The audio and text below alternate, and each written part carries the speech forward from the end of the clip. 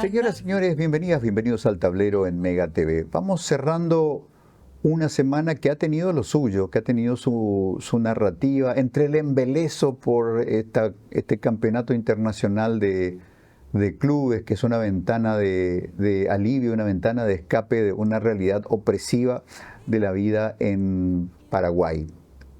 Particularmente en la mega cadena de comunicación hemos estado concentrando nuestros esfuerzos en sacar a la superficie los componentes del problema que pudieron haber detonado lo que finalmente produjo ese epílogo de horror del hallazgo del cuerpo sin vida de María Fernanda Benítez con su bebecito también, un doble asesinato perpetrado por un adolescente prácticamente de la misma edad y del mismo colegio.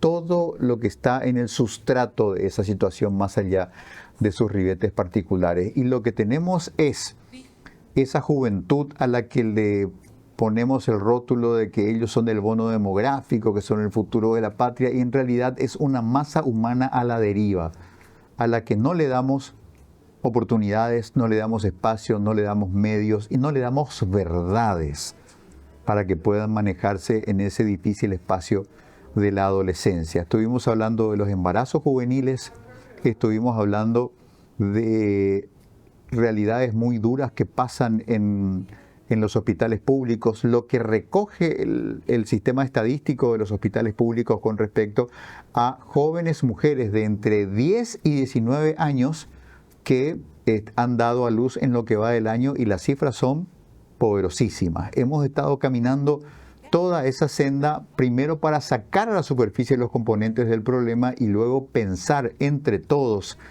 cuál sería el rumbo de las políticas públicas que deben ser diseñadas. Les agradecemos mucho por habernos acompañado en estos afanes periodísticos y de preocupación social por parte de nuestro medio. Hacemos una pausa y empezamos con nuestros propósitos del día.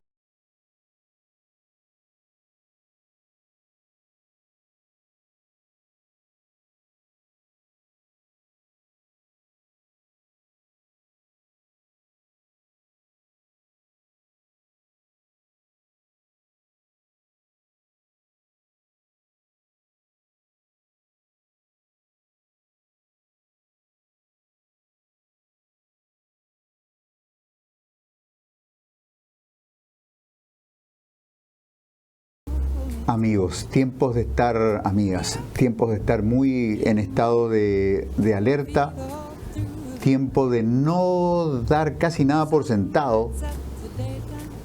Creo que los paraguayos en ese sentido estamos sobreentrenados en este país donde el kilo no pesa 1000 gramos, donde un litro no tiene 1000 centímetros cúbicos, en fin. Hay muchas razones para estar alertas en el Paraguay, pero sobre todo hay como una capacidad de mutar de las realidades. No sé si eso tiene que ver con un tiempo de relativismos aceptados, quizás más allá de lo tolerable, y que suceden porque algo muy esencial, que es el diálogo entre las personas, es cada vez más mediado por alguna capacidad telemática. Ya no hablamos en persona, ya no nos juntamos en un café en la plaza del barrio o un vecino visita a otro. Las conversaciones se hacen en el caos de las redes sociales, por ejemplo, ¿verdad? Entonces, en este tuit de la mañana la verdad es una y a la tarde cambió la tendencia y la verdad es otra. Entonces, tenemos que estar alertas, tenemos que estar pendientes y tenemos que estar abiertos a nuevas experiencias y nuevas miradas. Y eso nos lleva a una conversación con Laila Telechea. Por hacerla fácil, fotógrafa, pero plantea desde su profesión, desde su mirada detrás de la lente de una cámara, militancias y aperturas que también nos invitan a pensar que en el ojo a veces técnico de quien se dedica al rubro de la fotografía de registro industrial, por ejemplo, ¿verdad? O en el ojo del poeta, del que anda por la vida con la cámara pescando ese momento mágico del atardecer o algo que puede estar oculto entre el paisaje del día. Hay intenciones hay maneras de abordar la vida y maneras de expresar, a veces de adoptar causas también. Así que es bueno desde ese espacio que no nos es tan usual, el de una cámara militante, por así decirlo, poder pensar la vida. Hagamos ese ejercicio con Laila Terechea. Laila, buenas noches, ¿cómo estás? Buenas noches, Quique. Gracias por el espacio y saludo también a tu audiencia.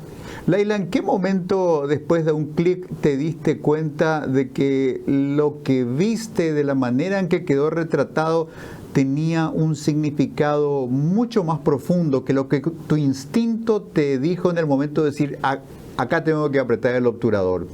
Que había un mensaje, que había militancias, que había implicancias detrás de una imagen simple o quizás no tan simple. Y mira, Quique, yo creo que esta profesión es, cuando uno lo siente de esa manera, es un cúmulo de cosas. Son las mismas historias de la persona que está detrás de la cámara, ¿verdad? Cómo se fue desarrollando en la vida. Yo tengo padres que militaron también en su momento. Yo siempre los vi a ellos, ¿verdad?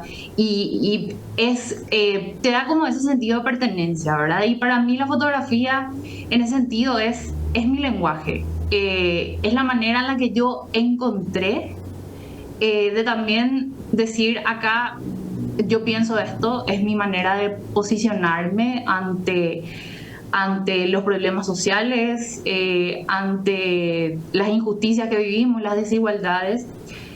Y realmente yo empecé con esto a partir de las primeras marchas del 8 de marzo. Ahí es como que yo sentí que era el momento, ¿verdad? Ya venía con ciertas ideas, eh, con esas ganas de tener un medio para expresarme, ¿verdad? Y demostrarle a la gente, esto es lo que yo veo, así yo miro el mundo y bueno, este es el espacio en el que yo me puedo expresar. En muchas oportunidades la realidad se despliega frente a nosotros y nos desafía a generar una síntesis y poder comunicar la relevancia de eso que estamos observando. Pero además, en estos tiempos de una individualidad que es un problema social, pero al mismo tiempo también es una demanda interna, uno quiere imprimirle un sello propio. Te voy a llevar a otro campo por decirte, probablemente el instrumento más popular del mundo en este momento sea el piano de una sola tecla del reggaetonero, no mentira, la guitarra en el rock and roll. Y uno escucha a un guitarrista clásico del rock and roll como Santana y a una o dos notas y uno sabe que es Santana, ¿verdad? Logró algo entre millones de guitarristas que es tener una identidad. ¿Se logra un rasgo de identidad? Ustedes entre fotógrafos, fotógrafas, cuando observan de repente algo y dicen, bueno, esta es la foto de Chiqui, Chiqui tiene esa manera de mirar las cosas, este tiene que ser él. ¿Cómo se expresa la identidad de la persona que está detrás de la cámara en un trabajo realizado? ¿Cómo se logra identidad? Y de varias maneras, de maneras técnicas. Te voy a lo 100% técnico, ¿verdad? Hay fotógrafos o fotógrafas que de repente, por su estilo de edición, uno ya los puede identificar, por su estilo de encuadre, ¿verdad? O sea, todos esos elementos técnicos hacen también a la identidad, ¿verdad? Y también lo que cada uno quiere contar. Hay fotógrafos que por ahí se enfocan más en cierto tipo de temas, cierto tipo de temáticas, ¿verdad? O problemáticas. Y todo eso hace, y también la manera, hoy en día estamos muy pendientes a lo que ocurre en las redes sociales, ¿verdad? También la manera de mostrar eso. Más allá de ese clic y de la postproducción, ¿verdad? Que vendría después, que sería la edición. La manera en la que uno decide exponer ese trabajo también forma parte de la identidad de cada fotógrafo o fotógrafa. Desde que empezó este intercambio de cohetería entre Irán e Israel, que no sabemos si tiene la idea de ser una guerra internacional o si son dos autoritarismos fingiendo una guerra para sordinar los problemas internos que cada uno tiene en su país, principalmente desde esta parte del mundo. Era un poco difícil establecer qué imagen era verdadera, qué imagen pudo haber sido trucada, qué imagen podría corresponder a otro evento, por ejemplo. De modo que muchos comenzamos una búsqueda casi desesperada. Primero vivimos en un lado del mundo y nuestra geografía es nuestro destino. Estamos en Occidente y probablemente estemos cooptados por la mirada de la prensa de Occidente. ¿Qué será que se dice del otro lado y qué tan confiable es? Y a mí me pasó casi como en una epifanía descubrir a un medio que se llama el Ojo de Medio Oriente. Y me resultó bastante revelador el tema y se produjo en mi cabeza una síntesis que puede ser muy elemental, pero es muy reveladora en el momento en que la ves. La fotografía no miente, la fotografía es lo que es y es lo que ves. No sé, Carlitos, si tenemos, ahí está por ejemplo una imagen de la consecuencia de los primeros bombardeos iraníes sobre territorio israelí, que basado en aquello que te dije, Laila, de que hay una narrativa occidental y una narrativa desde el punto de vista del mundo árabe o del mundo persa en este caso, probablemente hay imágenes que de parte de medios israelíes nunca las vamos a ver, pero sobre todo la contundente verdad de lo que muestra el ojo de la cámara.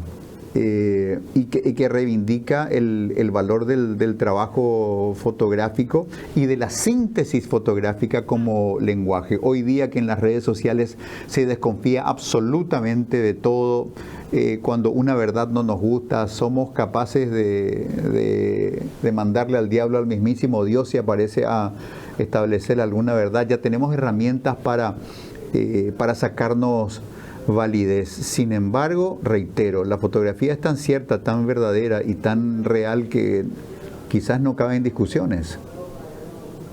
Totalmente, Quique. También hay otra cuestión. Estos tiempos nos permiten, más allá de ser testigos, que es súper importante ser testigos, por más de que nos duela, estamos viviendo, ya lo vivíamos, pero no lo teníamos no nos atravesaba, creo, tanto como en la actualidad, por el hecho del acceso a redes y a noticias, ahí como que estamos todo el tiempo, ¿verdad? Es importante ser testigos y también es importante saber que como ciudadanos tenemos ese poder también nosotros de transmitir, ¿verdad? Porque como mencionás, toda esta cuestión, ¿verdad? Estamos siendo espectadores de un genocidio en tiempo real. Creo que esto, o sea, nunca antes en la historia esto ocurrió y también es la gente la que empieza. Hay muchísimas cuentas de personas que están viviendo, por ejemplo, en la Franja de Gaza, que ellos mismos documentan con el teléfono y lo suben a sus redes y eso llega y se va replicando, ¿verdad? Y vamos compartiendo y qué sé yo, ¿verdad? Y el rol del fotógrafo en este caso es el mismo, ¿verdad? Es ser testigo, y más allá de ser testigo, es ser el portador, ¿verdad? De mostrarnos esas realidades que nosotros materialmente no la estamos viviendo, pero yo creo que de todas formas toca cada fibra de cualquier persona que tenga un mínimo de humanidad. Al ver esas fotos yo creo que le toca y puede sentir y es una cuestión humana, ¿verdad? Entonces, por ese lado, el rol del fotógrafo es sumamente importante y sumamente poderoso.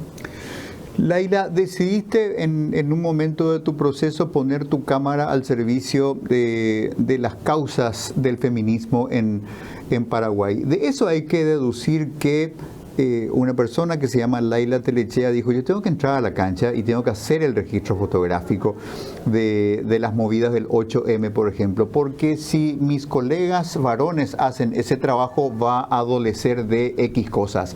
¿Lo pensaste así? ¿Se puede pensar así? El ojo de un hombre, no sé si va a ver todo lo que hay que ver, ni va a enfatizar, ni va a hacer zoom sobre lo que es importante. Educanos un poquito en esta materia, porque realmente se pone muy compleja decir el ojo de una mujer fotografiando un 8M versus un hombre fotografiando el mismo hecho. Sí, claro que sí, tiene sus diferencias, ¿verdad? No, sin desmerecer a mis colegas varones, ¿verdad? Pero yo creo que cobra otro significado cuando podemos nosotras, las mujeres fotógrafas, tomar ese espacio, ¿verdad? Y ser nosotras las que arman la narrativa, ¿verdad? Porque es nuestra narrativa y obviamente que en un principio yo era ahí como que estaba como muy principiante, ¿verdad? Entraba recién, me movía recién por los espacios, ¿verdad? Y encontré la comodidad, digamos, o sea, encontré el espacio donde me empecé a sentir cómoda, donde también se le empezó a dar importancia al trabajo que yo empezaba a hacer, ¿verdad? Y eso crea lazos. Yo ahí conocí muchas mujeres increíbles y colegas espectaculares que trabajan súper bien con todo esto, ¿verdad? Y bueno, es eso, ¿verdad? Es dar la narrativa, ser nosotras las que seamos dueñas y protagonistas de nuestras narrativas. Yo creo que pasa por ahí, ¿verdad? Laila, cuando pensás un trabajo fotográfico, lo tuyo es el dictado de la realidad, el minuto a minuto de un evento, o a veces te entra la idea de que habría que posar para algo para poder generar una mejor síntesis. Paren un rato, repitamos esto, o esa es una regla ética del fotoreportaje. La realidad transcurre y no puede decir paren y repitan la escena porque no la tomé bien.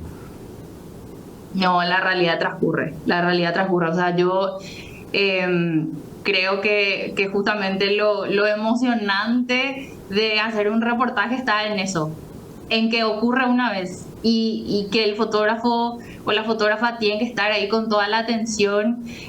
A veces se escapan momentos, a veces de repente no se capta como se hubiese querido y queda nada más que ahí en la retina, ¿verdad? Pero sí, o sea, el momento es lo más importante. ¿En qué proyectos estás trabajando actualmente, Laila? Actualmente yo estoy trabajando en el área de comunicaciones en una organización sin fines de lucro. Realmente ya trabajo hace mucho tiempo. También trabajo de manera independiente con otras organizaciones. De repente me llaman de proyectos, ¿verdad? Tenemos este proyecto, queremos que trabajes con nosotros, ¿verdad? Siempre estoy tratando de... el espacio laboral donde me encuentro ahora es bastante... me da como cierta libertad como para no perder esa esencia, ¿verdad? Si bien es comunicación institucional 100%, siempre tiene como ese toque así documental y eso, en eso estoy ahora mismo. Laila, es un tiempo en el cual la fotografía se convirtió en un lenguaje muy amplio, sobre todo en la evolución de los teléfonos móviles, que pasaron a ser cámaras, que pasaron a tener estas capacidades multimediales, y luego esta cuestión de la transformación de la realidad a través de los filtros. Cuando un fotoreportero, una fotoreportera trabaja al final del día o quizás descansa en el día y al día siguiente entra a mirar con los ojos frescos el trabajo del día anterior, y hay que pasar por la compu, hay que pasar por el Photoshop, hay que pasar por el Lightroom, etcétera, etcétera. ¿Cuál es el límite en este tiempo en el que queremos retocar la realidad, en estos tiempos de la extimidad en las redes sociales, donde ponemos nuestras mejores fotos, nuestros mejores viajes, nuestros mejores asados, en fin, esa necesidad de decir, me va bien en la vida, a veces, aunque sea reciclando fotos de vacaciones de 2 años antes, ¿verdad? Pero existe así como una intención que detrás de la imagen hay una representación ideal que no necesariamente es real. Cuando el fotoperiodista tiene que trabajar con la imagen, ¿cuál es el límite ético del voy a retocar esto o voy a trabajar la imagen en postproducción? Y el límite siempre va a ser la no alteración de la fotografía. Alteración me refiero a de repente eliminar a una persona, por ejemplo, que estaba dentro de la fotografía. Ese siempre va a ser el límite, o incluso agregar cosas, objetos dentro de la fotografía. Los retoques claramente se pueden hacer porque te digo un poco más así como lo más rápido, el color. De repente el color puede decirnos muchas cosas también. Por ahí un poquito más de, como un poco más de contraste para darle un ambiente, por ejemplo, o que te genere algo más, que te impacte. Un contraste muy duro, por ejemplo, suele impactar más. Pero el límite siempre está en, ya sea quitar cosas o agregar cosas a la fotografía. Laila, muchísimas gracias por acompañarnos en este momento de nuestro programa, que los viernes le decimos a la complicada realidad político-social del Paraguay. Paren un ratito, muchachos, que queremos hablar de otras cosas, y hoy hemos tenido la ocasión de poder explorar un poquitito este rubro profesional, artístico y vocacional tuyo, donde tu talento como fotógrafa se pone al servicio de militancias que son necesarias. Como sociedad, en el mundo en general y en Paraguay en particular, hay una enorme deuda que no es apenas con las mujeres, sino con un sentido de identidad que los paraguayos tenemos a partir de las definiciones más antiguas y que han resistido el paso de los años, como las proclamas de nuestra bandera, por ejemplo, nuestra genial bandera que tiene consignas de uno y otro lado, y en uno de ellos dice unión e igualdad. Y en ese trabajo de la igualdad, sobre todo este mundo de las narrativas masculinas, del poder político administrativo masculino, de las construcciones de proyectos sociales o familiares, donde se da por hecho que el hombre es la cabeza del proyecto, hay una brecha muy importante. Cualquier capacidad que se ponga al servicio de repensar la sociedad y de saldar esa deuda de igualdad que tenemos con las mujeres siempre contribuye, siempre se aplaude y se agradece. Así que, Leila, que siga tu buen trabajo en esa materia. Muchas gracias, Quique. Te agradezco muchísimo el espacio.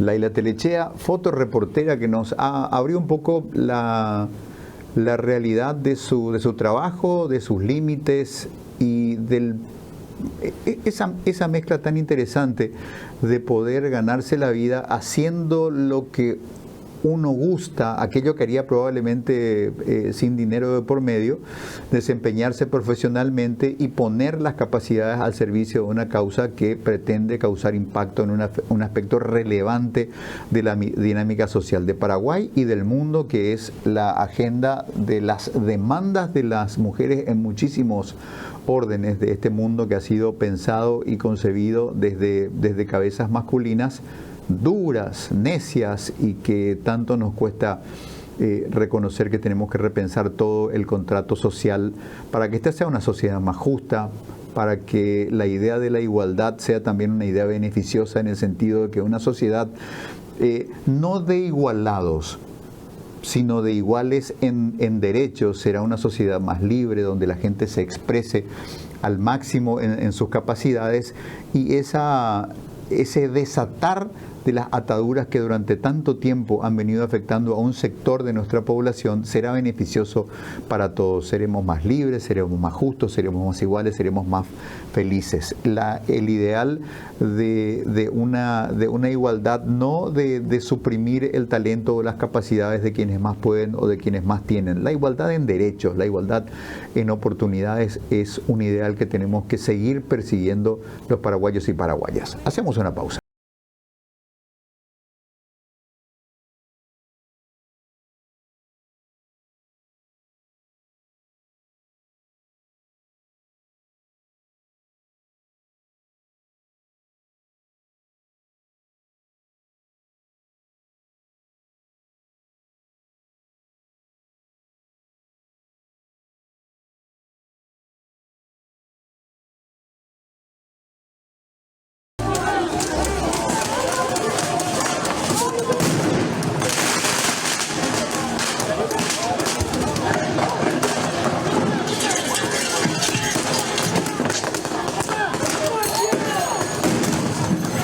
Amigos, lo que estamos observando ha sucedido y tiene, digamos, secuencias de repetición de distinta magnitud en distintos lugares de los Estados Unidos. Este es un pietaje de video de la revista Newsweek en Instagram, y dice que el Departamento de Seguridad Interna de los Estados Unidos, el famoso Homeland Security, ha dicho que unos 250 manifestantes contrarios al ICE, a la autoridad que está operando en territorio el tema de la búsqueda y localización de inmigrantes ilegales, que un cuartel del ICE fue atropellado por estas personas, donde en Portland, Oregon, y que hubo, digamos, enfrentamientos muy fuertes entre quienes organizaron esta protesta o esta reacción y, por supuesto, los efectivos del ICE. Esto, amigos, es guerra civil. Hay porciones de los Estados Unidos, ciudades o situaciones que son de guerra civil, en un país donde es casi deportivo el porte de armas, donde las franquicias para tener armas letales son múltiples, se puede comprar el arma que uno quiera por correo prácticamente sin limitaciones. Entonces lo que sobran son estos medios letales para accionar y reaccionar. Y en este caso, en Oregon, que es un departamento duro, Oregon, amigos, yo he estado en un par de oportunidades en Oregon y vi una fibra muy dura y una ciudadanía muy descontenta en las calles, y por diversas razones en distintas oportunidades. En este caso es una reacción sobre esta situación de cacerías humanas que se dan en distintos lugares de los Estados Unidos, inclusive por encima de las potestades y la respetabilidad de determinados espacios. Creo que ustedes y nosotros hemos compartido, ya sea en medios masivos de comunicación o en nuestras navegaciones en redes sociales, las imágenes de los agentes de esta institución que se llama ICE entrando a juzgados, por ejemplo, ¿verdad? Donde personas que se iban a sus audiencias de trámite de sus papeles de inmigración, esas personas eran casadas saliendo de esos tribunales sin que nadie dijese, caramba, respeten, este es un estrado tribunalicio y las personas han venido de buena fe como personas obedientes de las leyes, el gringo que siempre te dice the law-abiding citizen, el ciudadano respetuoso de la ley, y sin embargo el ciudadano respetuoso de la ley va y cae en una trampa, porque en esos tribunales donde se tramitan cuestiones migratorias, bueno, ahí entra el ICE y los caza como si fueran delincuentes comunes, sin saber qué tipo de servicios prestan al país, hace cuánto tiempo de arraigo ya tienen dentro del país. Pasan cosas realmente terribles en esta materia. Quiero pasar, voy a poner en pausa esto y pasar al siguiente material que también me impresiona mucho como una expresión del estado de deterioro social y casi el consentimiento de situaciones que uno diría, bueno, estas son las cosas que uno mira en las películas de Netflix, ¿verdad? En Netflix tiene que crear películas de todo tipo para seguir manteniéndonos cautivos de la fascinación, pero es la realidad. Por ejemplo, esto. I'll make it as quick as possible. Este hombre dice, lo voy a decir lo más rápido posible. Yo soy Martín Alvareto y soy un cazador de recompensas y soy de Seattle y les quiero contar que estamos siendo organizados por las autoridades del ICE para que seamos la segunda o la tercera ola de intervinientes para salir a cazar ilegales y nos van a pagar entre $1,000 y 1.500 personas y $1,500 por persona capturada. Y dice además, y no vamos a tener que preocuparnos mucho por los warrants, es decir, el papel a través del cual se le faculta al bounty hunter, al cazador de recompensa, decir, mira, acá yo tengo este papel emanado por un juzgado y en nombre de este papel yo vengo a capturarte porque tu captura tiene una recompensa y yo la quiero cobrar. El tipo está diciendo, no va a hacer falta eso. Quiere decir que el ICE, para llenar el cupo de... ¿Cuánto pedía Trump por día? 3.000 detenciones por día. Bueno, para llenar el cupo están llamando a los cazadores de recompensas para decir, amigos, que si vos no tenés el papel que diga, bueno, ciudadano Enrique Gamarra que vive en tal ciudad, en tal barrio y que trabaja en tal parte, vaya, búsquelo, detéctelo, captúrelo, tráigalo. Hay una orden para detenerlo. Acá lo que va a haber son perfiles. Cualquier morochito adentro. Primero lo metemos adentro y después preguntamos. ¿Tiene tatuaje? A ese morochito encima le podés ir pegando ya por el camino porque seguro es un vago haragán peligroso. Esta persona a la que observamos en imágenes le está diciendo a la autoridad comunal de este sitio que, bueno, esto yo vengo buenamente como ciudadano a contarles que esto va a pasar. Ya nos llamaron y vamos a hacer la segunda o la tercera oleada. Vamos a salir a cazar personas, no vamos a tener órdenes de detención con los datos precisos de la persona. Cualquiera que quepa en el perfil de un ilegal, lo cazamos, lo tiramos para adentro y después veremos si es el país de la comunidad o el ganador del premio Nobel o es un miembro de la Mara Salvatrucha. Este nivel de deterioro, este nivel de situaciones increíbles, podemos volver a piso, Carlos, en un país que pretende todavía decirse somos la mejor democracia del mundo, son absolutamente sorprendentes, son devastadores, porque además este tipo de habilitaciones hacen que otros loquitos en otros lugares del mundo digan, mira lo que está haciendo, vamos a replicar esto para ajustar nuestra sociedad. Estamos viviendo un momento de excesos muy peligrosos, amigos, donde tabiques institucionales que funcionaron por siglos han sido arrasados en este momento sin que haya una reacción consistente de otras instituciones, gente que levante los libros para decir se está violando la ley y no lo vamos a permitir y vamos a reaccionar y vamos a llevar la reacción a las instancias que corresponde. Tenemos que salir a defender nuestras conquistas como sociedad civilizada. Esto es una regresión increíble. Este es el libreto de la película de horror, terror, ficción que Hollywood todavía no escribió, pero que está sucediendo en este momento. Alrededor de eso, alrededor de esas habilitaciones y alrededor de nuestra parálisis social de habernos convertido en meros espectadores de situaciones muy injustas que siguen sucediendo en el mundo, vamos a hablar con Hugo Valiente, que es coordinador legal de Amnistía Internacional en Paraguay. Hugo, buenas noches, ¿cómo estás? Hola, Quique, ¿cómo estás? Un gusto saludarte, como siempre. Hugo, Amnistía ha reaccionado desde sus potestades institucionales, dirigiéndose con todo el protocolo y respeto que corresponde, a preguntarle a las autoridades de Paraguay, particularmente al Ministerio de Relaciones Exteriores, cuál es el criterio para la manera en la que últimamente vota Paraguay en Naciones Unidas. Por ejemplo, votar contra un alto el fuego, contra la indescriptible situación de inhumanidad y de crueldad que sucede en la Franja de Gaza y de rebote también en Cisjordania. Exactamente, Quique. Y es una situación nueva, porque Paraguay tuvo históricamente una posición de no injerencia y una posición de una tradición pacifista frente a este conflicto. Si nosotros nos retrotraemos y nos vamos al archivo y verificamos cuál fue la posición que asumió Paraguay a lo largo de la historia respecto de este conflicto, vamos a encontrar que Paraguay siempre, se alineó al concierto de naciones civilizadas que impulsaron el diálogo, la negociación entre las partes y sobre todo respaldó la solución de dos estados, ¿verdad?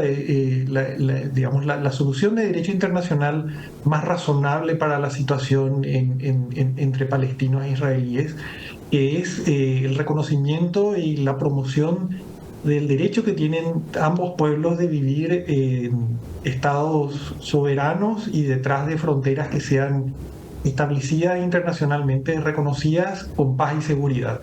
Sin embargo, a partir de esta administración, esa posición de Paraguay cambió, y cambió radicalmente a una postura donde el Paraguay aparece en todos los foros internacionales como un Estado que está azuzando ese conflicto y posicionándose en contra de todos los esfuerzos que la comunidad internacional está haciendo para impedir esa tragedia humanitaria, empezando por los llamados a un alto al fuego, incluso en ocasiones un alto al fuego humanitario, pero también posicionándose en contra de órdenes jurídicas vinculantes tanto de la Corte Internacional de Justicia como de la Corte Penal Internacional.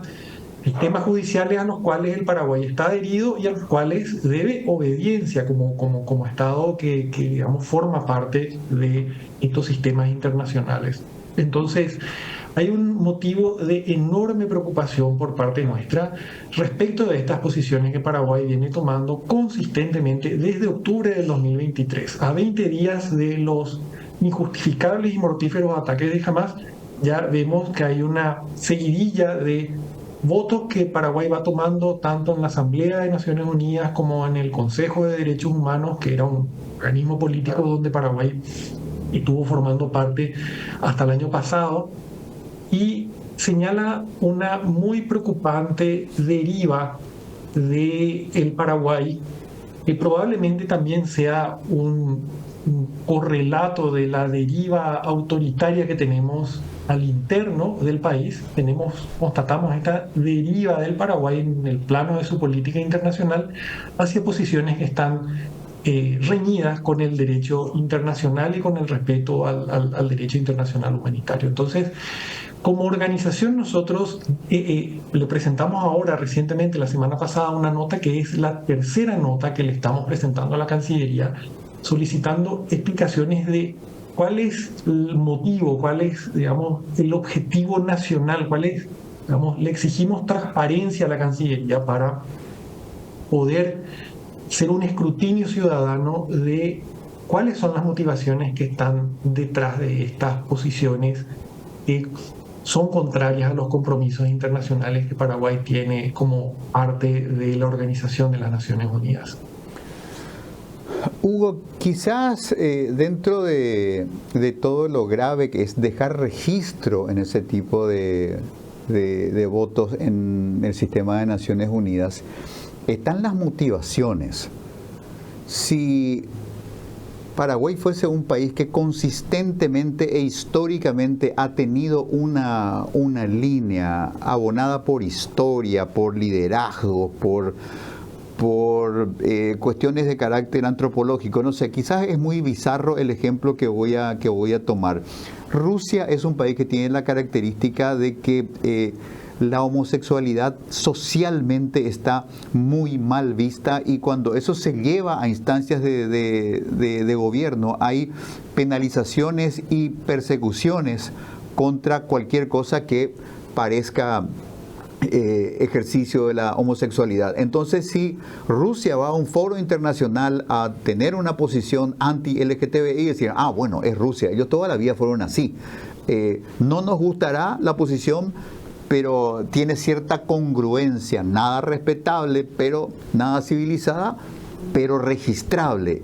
En cambio, lo de Paraguay parece una posición de una militancia muy salamera, de muy bajo vuelo, que no busca más que acomodarse a algún cálculo estratégico que tiene que ver con el futuro del señor Horacio Cartes. Yo no sé si el lugar que Cartes imagina que puede llegar a estar en el futuro, si no puede quedarse en Paraguay por alguna razón, o si es requerido por la justicia internacional, su lugar de refugio va a ser Israel, entonces el gobierno de Paraguay tiene que dar estas muestras, que además de excesivas, que además de peligrosas, son de una escasez de sinceridad, que yo no sé si quiero que me alaben a mí como Estado de Israel, ni me apoyen en esos términos, con una ausencia de sinceridad, de honestidad, que es casi una grosería, ¿verdad? Primero, porque mal pueden representar la posición de todo un país, ni siquiera representan la posición de todo un partido ni de todo un gobierno, representan la posición de un pequeño grupo de personas que creen que es conveniente que Paraguay afirme una posición pro-israelí, porque la posición pro-israelí a su vez es subsidiaria de las señales que hay que generarle al poder político norteamericano. Entonces, cuando es tan estrecha la manera de pensar y tan miserable la manera de ejecutar, vemos que hay una depauperación absolutamente de todo, y cuando entramos en guerras que no son nuestras de esta manera tan alegre como aquella declaración de la Guardia Revolucionaria como organización terrorista por parte de Paraguay, está bien que un país haga ese tipo de disquisiciones, es decir, bueno, nosotros con los terroristas no queremos tener nada que ver, pero no lo podés hacer desde un papelito con membrete. Si realmente querés ser consistente con eso, tiene que ser el resultado de un análisis desde el punto de vista geopolítico y de la inteligencia interna e internacional. Es decir, para nosotros el despliegue internacional de los iraníes nos puede llegar a afectar territorialmente. Tenemos una ciudad muy vibrante de frontera, que es Ciudad del Este.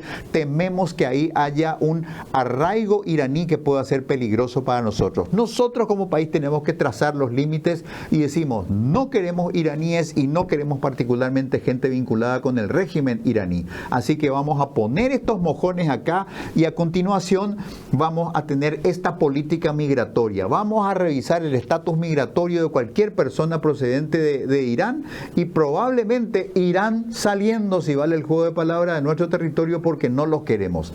Sería, digamos, un gesto de mayor congruencia y de responsabilidad. Y por el otro lado, decir, bueno, amigos del Congreso, queremos más plata para nuestros recursos de inteligencia, tenemos que armar una fuerza de élite de represión y reacción contra actos terroristas. Es decir, prepararte como país. No podés entrar en una guerra ajena con una hojita de papel con el membrete de la República del Paraguay. Eso es un acto excesivo, poco sincero y peligroso, que pone en la mira a nuestro país, a nuestra comunidad. Seguramente si viene algún tiro, algún bombazo, no le va a tocar a la gente que está en el Palacio de López, le va a tocar a algún turco allá en Ciudad del Este.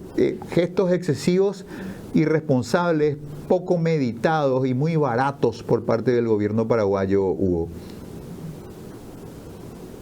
Sí, aquí la clave yo creo que es la transparencia y el escrutinio que como ciudadanos podamos ejercer sobre nuestra política internacional, que no es algo que está vedado al control ciudadano, sino todo lo contrario. Y desde luego, una política internacional no se puede basar en los intereses personales de un jefe de Estado o de quien funge o hace las veces de jefe de Estado sin tener el título de tal legalmente.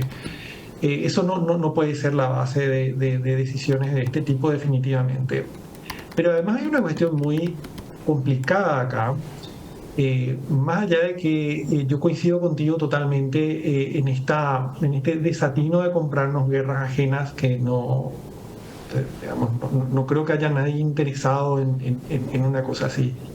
Hay una cuestión que tiene que ver con el cumplimiento básico de normas entre naciones civilizadas, porque nosotros votando en contra de un cese al fuego en los territorios palestinos ocupados, posicionándonos como un país que está azuzando un conflicto, estamos favoreciendo, nos estamos convirtiendo en cómplices de un genocidio. Nuestra organización lanzó en diciembre del año pasado un informe sobre la situación en Gaza a partir del 7 de octubre del 2023 y llegó a la conclusión, después de una rigurosa investigación sobre un montón de fuentes primarias y secundarias, que el Estado de Israel está cometiendo, el ejército de Israel está cometiendo actos que caen bajo la órbita de la Convención sobre Genocidio.